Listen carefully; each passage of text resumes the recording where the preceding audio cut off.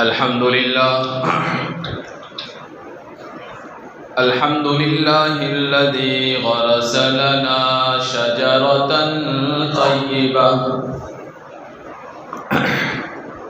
أصلها ثابت وفرعها في السماء، والصلاة والسلام على رسولنا الذي بنى لنا بيتا سيته في الآفاق والأنحاء، وعلى آله وأصحابه النجباء. أما بعد فقد قال الله تبارك وتعالى في كتابه المجيد والفرقان الحميد: أعوذ بالله من الشيطان الرجيم. بسم الله الرحمن الرحيم. ربنا وابعث فيهم رسولا منهم يتلو عليهم آياتك ويعلمهم الكتاب والحكمة ويزكيهم إنك أنت العزيز الحكيم. وعن عبادة بن الصامت رضي الله تعالى عنه قال: قال النبي صلى الله عليه وسلم: أنا دعوة أبي إبراهيم، وكان آخر من بشر بي عيسى بن مريم، أو كما قال النبي صلى الله عليه وسلم.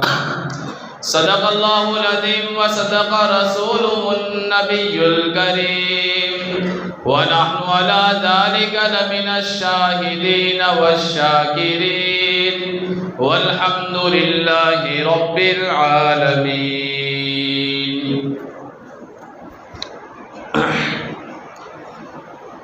سجا کر بزم عالم کو میرے معبود برحق نے،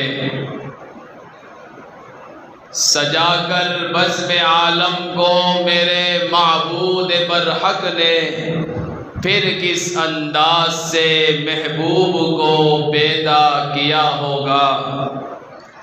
بنا کر اس رخ انور کو سراپا جان عالم کو، ماشاء اللہ میرے یارو خدا نے خود کہا ہوگا.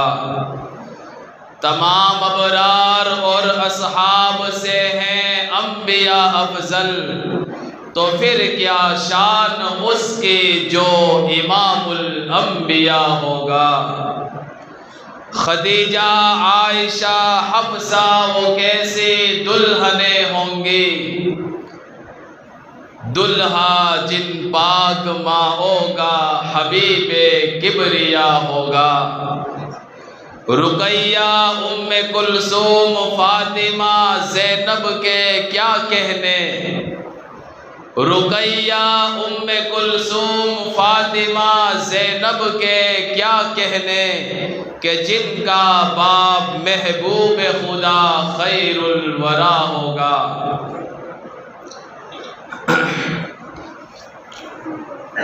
سیدنا حضرت آدم علیہ السلام سے لے کر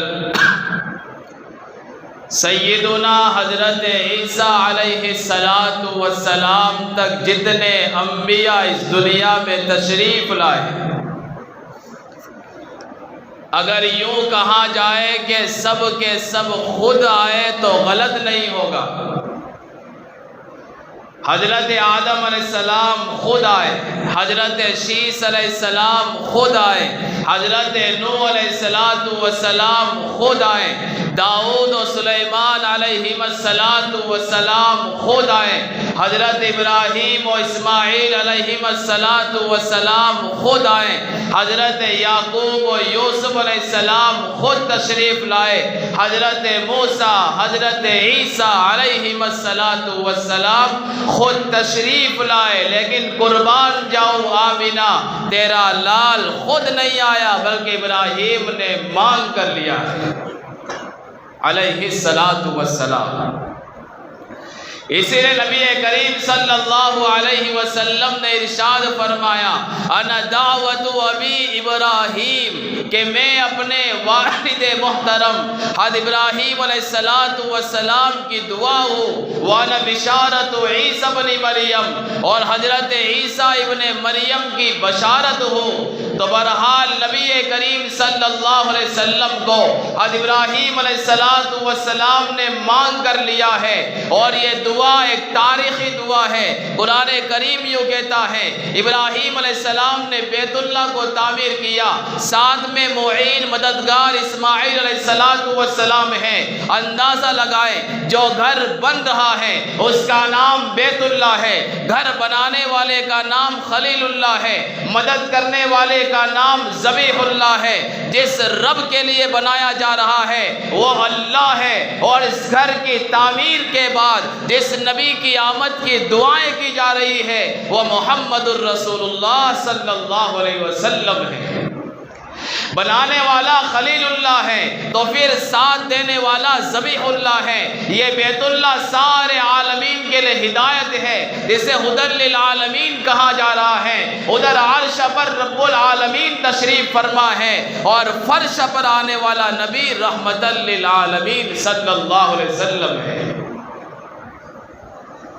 ابراہیم علیہ السلام نے دعا مانگی ربنا وابعث فیہم رسولا منہم، الہی ایک نبی بھیج دیجئے رسولا منہم، جو نبی انہی میں کا ہو، ان کے قبیلے کا ہو، ان کا رشتہ دار ہو، ان کے خاندان کا ہو، کسی کا بیٹا ہو، کسی کا شوہر ہو، کسی کا داماد ہو، کسی کا خسر ہو، کسی کے قبیلے سے تعلق رکھتا ہو، کسی کا خسر ہو، کسی کا دوست ہو، کسی کا آقا ہو۔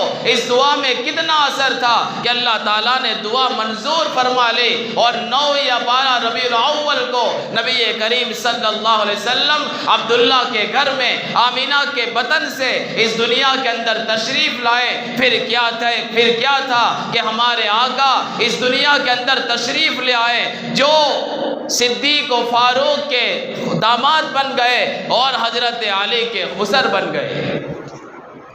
جب محمد الرسول اللہ صلی اللہ علیہ وسلم اس دنیا کے اندر آئے تو ہم یہ کہہ سکتے ہیں کہ اللہ کے رسول یہ دعائیں خلیل ہے اور عطائے جلیل ہے۔ ہمارے آقا دعائیں خلیل ہے اور عطائے جلیل ہے۔ یہ فاطمہ کے ابا ہیں، خدیجہ کے شوہر ہے، عائشہ کے سرتاج ہے، صدیق و فاروق کے داماد ہے، عثمان و علی کے خسر ہے، بلال حبشی کے آقا ہے اور صدیق کے دوست ہے، اور ہم سب کے آقا اور رہبر نبی کریم صلی اللہ علیہ وسلم ہمارے لیے امام الانبیاء ہے۔ بہرحال نبی کریم صلی اللہ علیہ وسلم اس دنیا میں تشریف لائے، لیکن خدا کی شان دیکھیے کہ اللہ کے رسول کے اس دنیا میں پیدا ہونے سے پہلے اللہ تبارک و تعالیٰ نے والد کا سایہ سر سے اٹھا دیا، اور اللہ کے رسول اس دنیا میں یتیم بن کر تشریف لائے تاکہ دنیا کا کوئی انسان یہ نہ کہہ سکے کہ محمد کو سہارا ہم نے دیا ہے۔ اللہ کا فیصلہ یہ تھا کہ میں یتیم پیدا کروں گا تاکہ میرا یہ لاڈلا نبی اور عبداللہ کا در یتیم اور آمینہ کا نور نظر کسی دنیاوی سہارے کا محتاج باقی نہ رہے، اور اللہ نے فیصلہ کیا اس یتیم کی تربیت میں کروں گا، اس یتیم کی پرورش میں کروں گا، چنانچہ سارے سائے اڑتے چلے گئے، آمینہ چل بسی، دادا عبد المطلب چل بسے، چچا ابو طالب جو ہر وقت آپ کے شانہ بشانہ چلتے تھے وہ بھی اس دنیا سے چل بسے، اور اللہ کے رسول صلی اللہ علیہ وسلم تنے تنہا رہ گئے۔ شاعر کہتا ہے پیدا ہوئے تو باپ کا سایہ اٹھا دیا، پیدا ہوئے تو باپ کا سایہ اٹھا دیا، گھٹنوں چلے تو دادا آدم کو روانہ تھا، چلنے لگے تو مادر و ہم ہو گئے جدا، ہر ایک سایہ سر سے اڑتا چلا گیا، سائے پسند آئے نہ پروردگار کو، بے سایہ کر دیا اس سایہ دار کو۔ جو ساری دنیا کے لیے سایہ بن کر آیا تھا اس سایہ دار کو اللہ نے بے سایہ کر دیا، تاکہ دنیا کا کوئی انسان نبی پر اپنا احسان نہ جتلا سکے۔ ابھی اللہ کے رسول کی دنیا میں تشریف آوری کا پہلا دن تھا کہ ایوان کیسر و کسریٰ کے اندر زلزلہ طاری ہو گیا۔ مکہ کی سرزمین پر رہنے والے وہ سالوں سے حبل لات و عزا پر کب کبھی طاری ہو گئی، آتش کدے بجھ گئے، کنگورے ٹوٹ کر زمین بوس ہو گئے، ہر طرف سے صدا آنے لگی کہ ایک والا آ گیا، ایک والا آ گیا۔ کسی نے لات سے پوچھا، عزا سے پوچھا، حبل سے پوچھا، ارے جواب کائی کو نہیں دے رہے ہو؟ فرمایا ہماری حکومت ختم ہو گئی ہے، اب ایک والا آ گیا ہے جو ساری دنیا کے اندر توحید کا ڈنکا بجائے گا۔ آمینہ فرماتی ہے کہ میرا لخت جگر، میرا نور نظر جو ہے بستر کے اوپر پڑا ہوا تھا، کچھ اشارہ کر رہا تھا لیکن سمجھ میں نہیں آ رہا تھا، لیکن میں یہ سمجھتی ہوں کہ اشارہ یہی تھا، اشہد ان لا الہ الا اللہ، کہ اللہ کی ذات کے سوا دنیا میں کوئی ہستی ہے ہی نہیں۔ کسی کے گھر بچہ پیدا ہوتا ہے تو اس کا ماموں اسے مبارکباد دیتا ہے، اس کی قوم مبارکباد دیتی ہے، اس کے رشتہ دار اس کو مبارکباد دیتے ہیں، اس کا دادا اور نانا مبارکباد دیتے ہیں، لیکن آمینہ قربان جاؤں تیرے لال کو مبارکباد دینے کے لیے نورانی فرشتوں کا سردار جبرائیل امین در محمد پر حاضر ہو کر غلامی پیش کر رہا ہے، سلامی پیش کر رہا ہے، اور تجھے مبارک دے رہا ہے، بادی دے رہا ہے کہ نبیوں کا سردار آ گیا۔ اور کیا کہتا ہے شاعر؟ سلام آمنہ کے لال اے محبوب سبحانی، سلام دے رہے فرشتے، سلام آمنہ کے لال اے محبوب سبحانی، سلام فخر موجودات فخر نوع انسانی، تیرے آنے سے رونق آ گئی گلزار ہستی میں، نبی آ گئے تو دنیا کے اندر رونق آ گئی، ہر طرف جو ہے جگمگاہٹ آ گئی، جو ہے فرشتوں نے سلام پیش کیا اور آقا کے در کی غلامی کی قسمیں کھائی، اس لیے کہ وہ نبی ہے جو ابراہیم علیہ السلام کی دعا کا اثر ہے۔ بہرحال ہر طرف ایک والا آ گیا، ایک والا آ گیا، اس کا ڈنکا بج رہا تھا، لیکن آمینہ کا دل ماں کا دل تھا، وہ درد میں ڈوب گیا، تصورات کے اندر آمینہ گم ہو گئی، آخر ماں کا دل تھا، سوچ رہی ہے اس یتیم کی انگلی پکڑ کر کون چلے گا، کیونکہ باپ کا سایہ اٹھ چکا ہے۔ آمینہ کا دل ماں کا دل تھا، غم میں ڈوب گئی، رنج و غم میں مبتلا ہو گئی، فرمایا اب کون اسے کھلونے لا کر دے گا، کون اسے گلیوں میں گھمائے گا، کون اسے دوستوں کی محفلوں میں لے کر جائے گا، کون اس کے لیے ڈھیر سارے کھلونے جمع کر دے گا۔ ایک ہی تصور ہے، ایک ہی سوچ ہے۔ پوچھا آمینہ کیا بات ہے؟ کاش کہ آج عبداللہ زندہ ہوتے، خوشیوں سے پھولے نہ سماتے، اس بیٹے کی انگلی پکڑ کر اسے گلیوں میں گھما کر لاتے، کھلونے کے ڈھیر اس کے سامنے لگا دیتے اور بار بار اس کے چہرے کو چومتے، چاند جیسے مکڑے پر اپنے بوسے جو ہے لیتے، یہ سب کچھ کرتے۔ لیکن آج عبداللہ زندہ نہیں ہے، اس لیے میں سوچ رہی ہوں اس کی یتیمی کا سہارا کون بنے گا، اس کے سر پر دستے شفقت کون رکھے گا۔ آمینہ جو ہے تصورات میں گم ہے۔ آواز آئی کہ آمینہ فکر کرنے کی بات نہیں ہے، فرش پر تو فکر مت کر، عرش پر فکر میں نے اپنے ذمے لے لی ہے۔ اگر تیرا در یتیم آمینہ کا لخت جگر اور آمینہ کا نور نظر اگر یہ کھلونا مانگے گا، میں چاند کو کھلونا بنا دوں گا۔ اگر یہ چاہے گا انگلی کے اشارے سے چاند کے 2 ٹکڑے کر ڈالے گا۔ اگر اس کا سیر کو دل چاہے گا، میں سیدھا معراج پر بلا لوں گا۔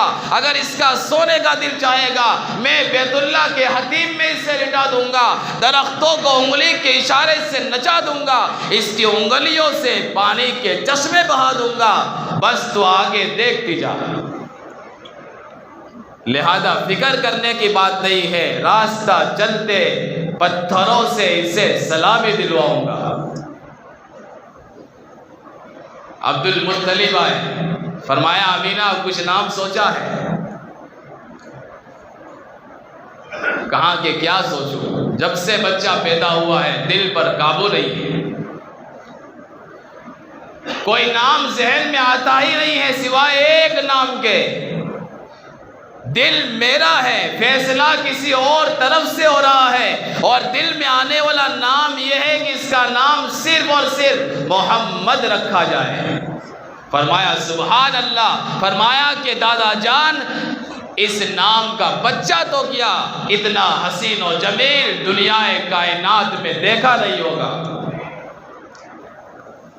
فرمایا بہت عجیب اور پیارا نام ہے محمد، زمین پر محمد کہلائے اور آسمان پر احمد کہلائے۔ نبی کریم صلی اللہ علیہ وسلم محمد جس کی دنیا تعریف کرے، رب العالمین جس کی تعریف کرے، جبرائیل امین اس کی تعریف کرے، یہ چاند، یہ سورج، یہ ستارے، یہ سیارے، زمین کا ذرہ ذرہ، پانی کا قطرہ قطرہ، ریت کا ذرہ ذرہ، دنیا کی ساری کائنات جس کی تعریف کرے اسے کہتے ہیں محمد۔ جس کے کردار کی، جس کے گفتار کی، جس کے چلنے کی، جس کے اٹھنے کی، جس کی مسکراہٹ کی، جس کے تبسم کی، جس کی جو ہے جس کے آنکھوں کی اور بدن کے ہر جزو کی جس کی تعریف کی جائے، اس کا نام ہے محمد صلی اللہ علیہ وسلم۔ عرب میں ایک دستور تھا کہ جب بچہ پیدا ہوتا تھا تو شہر کے لوگ دیہاتوں کے اندر اپنے بچوں کو بھیج دیتے تھے، اور مقصد 2 تھے۔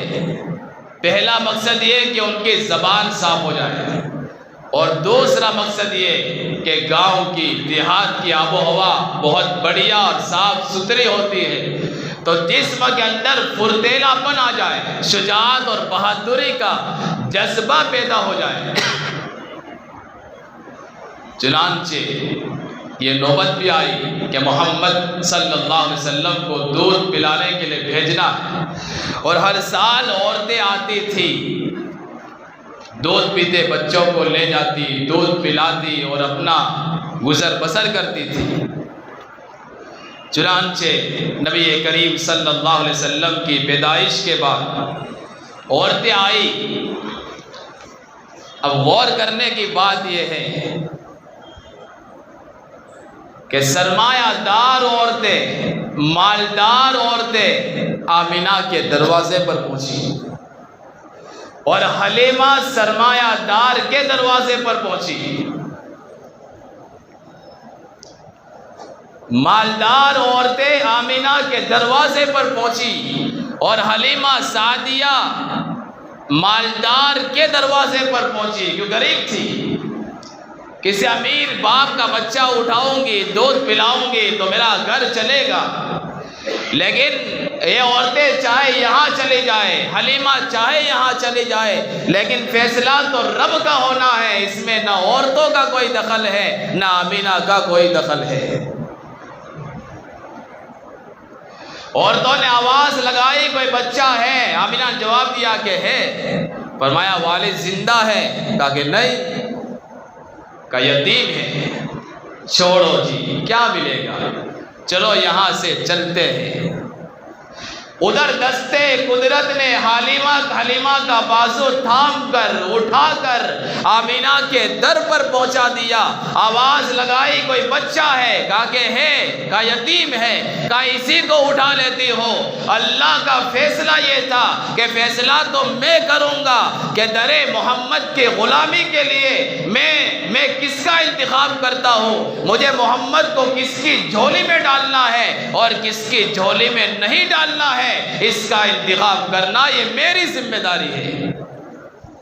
اللہ نے فیصلہ کیا کہ نبوت سے پہلے بھی میں محمد کو اس شخص کی گود میں نہیں ڈالوں گا جو مجھے پسند نہیں ہے، اور اعلان نبوت کے بعد بھی اس محمد کو ان کی گود میں نہیں ڈالوں گا جو مجھے بالکل پسند نہیں ہے۔ عورتوں نے محمد کو پسند نہیں کیا؟ ہرگز نہیں۔ یوں کہہ سکتے ہیں در محمد سے دھکے مار کر ان مشرکہ عورتوں کو نکال دیا گیا تو یہ سچ ہے، ورنہ دنیا کا کون انسان ہے جو میرے نبی کے چہرے کو پسند نہ کرے، جو میرے محمد کے در کی غلامی کو پسند نہ کرے۔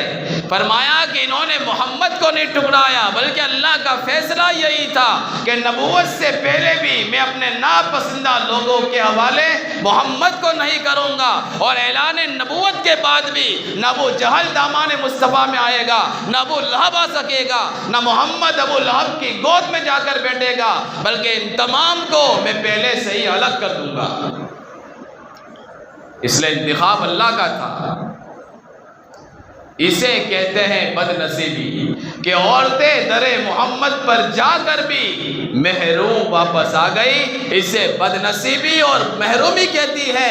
آج بھی ہمارے اس زمانے میں کتنے ہزاروں لوگ ہیں جو ہزاروں روپے خرچ کر کے مدینہ منورہ کا سفر کر کے مسجد نبوی کے اندر پہنچتے ہیں اور مسجد نبوی کے امام کے پیچھے نماز پڑھنا پسند نہیں کرتے۔ کیوں؟ کہ مسجد کا امام گستاخ، نجدی اور وہابی ہے۔ بھائی کیوں نہیں پڑھتے؟ کہ ان کے پیچھے ہماری نماز نہیں ہوتی۔ کیا کہیں گے؟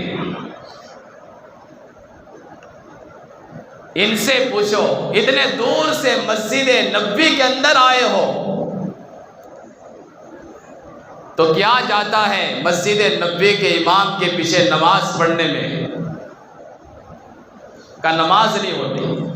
چلو ٹھیک ہے، اچھا یہ بتاؤ تمہاری مسجد میں امام تمہاری پسند کا ہوگا یا ناپسند کا ہوگا؟ کہ ہماری پسند کا۔ تو پھر کیا خیال ہے خدا اور اس کے رسول کی مسجد میں امام کون سا ہوگا، اس کی پسند کا یا اس کی ناپسند کا؟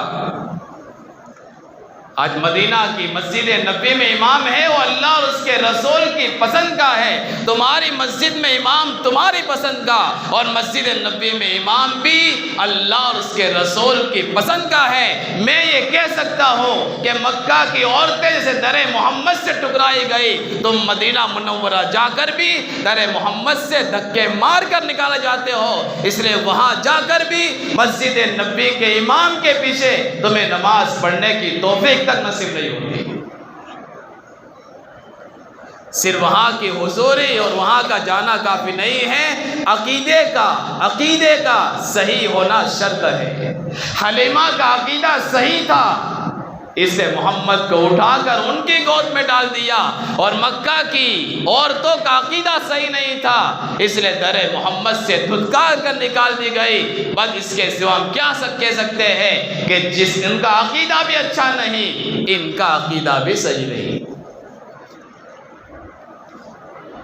اس عزیز بھائیوں، یہ مہینہ ربیع الاول کا مہینہ ہے، نبی کی سیرت کے لیے، نبی کی زندگی کو بیان کرنے کے لیے پوری زندگی چاہیے، وہ بھی کم پڑ جائے، لیکن یہ مہینہ جو ہمارے ایک پیغام لے کر آیا ہے، وہ پیغام یہ ہے کہ نبی کریم صلی اللہ علیہ وسلم کی زندگی کو ہم عام کریں، آپ کے اخلاق کو عام کریں، آپ کی تعلیمات کو عام کریں۔ اور ایک بہترین نمونہ جو واٹس ایپ پر دیکھتے ہیں کہ آٹو والے بھائی، رکشہ والے بھائی اپنے رکشہ کے پیچھے نبی کریم صلی اللہ علیہ وسلم کے فرامین لکھ کر، احادیث لکھ کر چپکاتے، یہ بہترین نمونہ ہے، کیونکہ آٹو پر اور رکشہ کے پیچھے ہر کسی کی نظر پڑتی ہے، لہذا اسے بینر چھپوائے جائیں اور آٹو کے پیچھے لگائے جائیں جو اکرام کے تعلق سے ہے، خدمت کے تعلق سے ہے، عام انسانیت کے تعلق سے ہے، ہم سے ایک بہت بڑا کام ہو جائے گا۔ اور گجراتی زبان میں ہو، ہندی زبان میں ہو، انگلش زبان میں بھی ہونا چاہیے،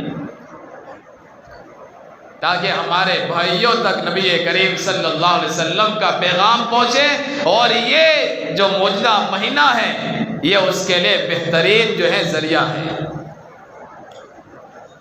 ہم یہاں نبی کی سیرت بیان کر رہے ہیں، نبی کی تعریف بیان کر رہے ہیں، نبی کی تعریف سن رہے ہیں، ہمارے دوسرے غیر بھائی برادران وطن یہاں موجود نہیں ہیں، اور میں جا کر وہاں سمجھا نہیں سکتا، لیکن ایک عام آدمی جو آٹو ڈرائیور ہے، رکشہ ڈرائیور ہے، یا کوئی اور ڈرائیور ہے، اس کے لیے آسان طریقہ ہے کہ آپ کی نماز، آپ کی تہجد، آپ کی تلاوت، آپ کا ذکر یہ پرسنل ہوتا ہے، مسجد میں ہوتا ہے، لیکن باہر کی زندگی ہر ایک کے ساتھ ہوتی ہے، تو وہاں اللہ کے رسول کے اخلاق کو عام کیا جائے کہ ہمارے محمد صاحب نے یہ فرمایا، ہمارے نبی نے یہ فرمایا۔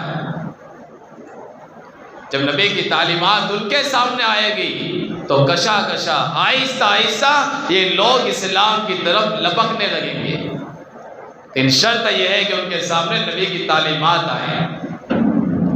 لہذا آج ہی سے اس کی کوشش کریں کہ اس طرح کے اور بھی جو ہیں ذرائع اسباب سوچیں، جن سے ہم اپنے برادران وطن تک اللہ کے رسول کے حدیث فرمان کیسے پہنچا سکتے ہیں۔ واٹس ایپ کا زمانہ ہے، فیس بک کا زمانہ ہے، اس مہینے کے اندر گانے بجانے اپنے اسٹیٹس پر رکھنے کے بجائے نبی کے فرامین رکھیں، شارٹ کٹ ویڈیو رکھے، تو یہ جو ہے ان چیزوں کے اندر اپنے موبائل کو، اپنے سوشل میڈیا کو استعمال کریں، تو انشاءاللہ ایک دعوت کا عظیم کام ہم سے وجود میں آئے گا۔ اور ساتھ ساتھ میں نبی کی کیا زندگی ہے، ولادت کیسے ہوئی، بچپنا کیسا تھا، جوانی کیسی تھی، اللہ کے رسول نے ایک شوہر کی حیثیت سے کیسے زندگی گزاری، ایک والد کی حیثیت سے کیسے زندگی گزاری۔ اللہ کے رسول کی زندگی کے مختلف پہلو ہے، گجراتی کے اندر، ہندی کے اندر، انگلش کے اندر، ہر زبان میں کتابیں موجود ہیں۔ ان کتابوں کو ڈاؤن لوڈ کریں، موبائل پر پڑھیں، ہاتھوں میں کتابیں لے کر پڑھیں، تو اس مہینے کے اندر زیادہ سے زیادہ ہم نبی کی سیرت کو پڑھیں بھی اور نبی کی سیرت کو عام بھی کریں۔ میں کریں گے انشاءاللہ۔ اللہ تعالی ہم تمام کو نبی کی سیرت کو اپنانے کی توفیق نصیب فرمائے۔ آمین۔ وآخر دعوانا ان الحمد للہ رب العالمین۔